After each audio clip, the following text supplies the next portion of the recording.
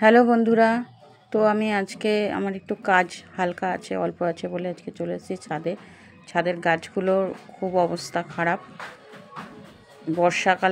বর্ষাকাল অথচ কদিন ধরে যা রোদ্দুর দিচ্ছে, বর্ষার পরে একঘেয়ে যে বর্ষাটা পেরিয়ে গেল, তারপরে যা রোদ্দুর দিয়েছে আমার গাছগুলো একদম শুকিয়ে কাটকাট হয়ে গেছে। তো আমি ভাবছিলাম যে বর্ষাকাল, জল এখন একটু কম সেভাবে দেয়া হয়নি, কদিন আমার শরীরটা ভালো ছিল না, তো জল টল না দেওয়াতে গাছগুলো এত খারাপ অবস্থা, আজকে গিয়ে আমার খুব খারাপ লাগছিল। তো আমি ভাবলাম যে না, গাছগুলোকে একটু যত্ন করতে হবে। তো আমি মাঝে মাঝে সেরকম আমি গাছে এমনি সার দিই না, সার টার দেওয়া হয় না সেরকম। তো একটু জলটা দিই। আর একটা জিনিস দিই হচ্ছে, সেটা হচ্ছে বাসি ফ্যান, মানে ভাতের মাড় আর কি। ভাতের মাড় কোনো দিন থেকে গেলে বাসি, তো সেটা আমি রেখে দিই গাছে। বাসি ভাতের মাড় দিলে গাছের গ্রোথ ভালো হয়, মানে আমি শুনেছি।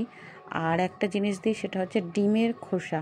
মানে আমরা ডিম ভেঙে যে রান্না করি বা ভাজা করি, যাই করি, তো ওই ডিমের খোসাগুলো অনেক কাজের, গাছের সার হিসেবে অনেক কাজের। এগুলো আমি ফোনেও দেখেছি, অনেকেও বলে। তো আমি সেখান থেকেই এটা করছি। তো ডিমের খোসা আমি জমিয়ে রেখে সেই ডিমের খোসাগুলো গুঁড়ো করে গাছের গোড়ায় গোড়ায় দিই। তা অনেক দিন দেওয়া হয়নি, আর ডিমের খোসাও অনেকগুলো জমা হয়ে গেছিলো। তো সেই আরেকটা জিনিস আমি গাছের গোড়াতে দিই, সেটা হলো ফেলে দেওয়া চা পাতা। মানে আমরা চা করে খাই, তো চা করে খাওয়ার পর যে চা পাতাটা এক্সেস হয়ে যায়, তো সেটা তো সচরাচর আমরা ফেলেই দিই। তো ফেলে না দিয়ে, তো আমি ওই জিনিসটাই, ওই চা পাতাটা প্রত্যেক দিন আমি গাছের গোড়াতে দিয়ে দিই। তো আজকে আমি ওই ডিমের খোসাগুলো নিয়ে এসে ওপরে ভালো করে গুঁড়ো করে,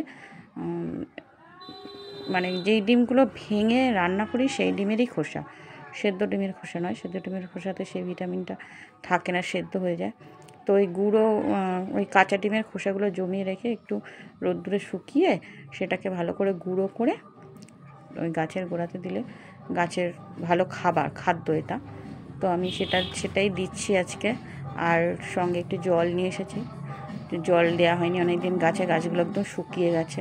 তো হঠাৎ করে ছাদে গিয়ে আমার খুব খারাপ লাগছে গাছগুলোকে দেখে, তাই আমি সব কিছু গুছিয়ে নিয়ে এসেছি। ভাতের মাড় সঙ্গে চা পাতাও আছে। চা পাতাটা আমি রেগুলারই দিই গাছে, চা পাতাটা আমি রেগুলারই দিই, মানে প্রত্যেক দিন বাসন মাজার সময় আমি চা পাতাগুলো ধুয়ে, জল দিয়ে ধুয়ে, মানে দুধ চা করলে সে জল দিয়ে ধুয়ে ওই চা পাতাগুলো নিয়ে এসে গাছের গোড়াতে জলের সঙ্গে সঙ্গে দিয়ে দিই।